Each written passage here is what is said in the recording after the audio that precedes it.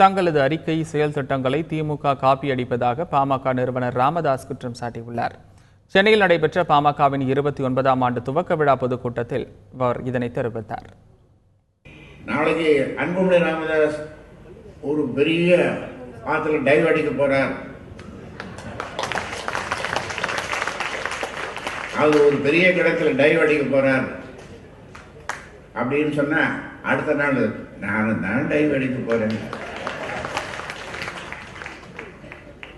அன்புமணி ராமதாஸ் மலை ஏற போறார், ஒரு மலையில ஏறி 50 இளைஞர்களோட மலை ஏற போறார் அப்படின்னு சொன்னா அடுத்த நாளே நானும் தான் ஒரு குன்றாவது நான் ஏறிடுவேன். இதுவா திட்டம், இதுவா கொள்கை, இதுவா செயல் திட்டம்? புதுசு புதுசா சொல்லுங்க, மக்களுக்கு பொருந்தக்கூடிய வளர்ச்சிக்கான சொல்லுங்க. நாங்க உங்களை பாராட்டுறோம்.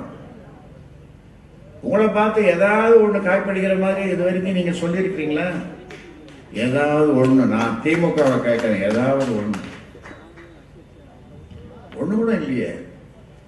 அண்ணா திமுக எதுவும் சொல்ல முடியாது, அவங்க ஒரு முடிவோட இருக்கிறாங்க, கடையை கட்டின்னு நாம போயிடுவோம்.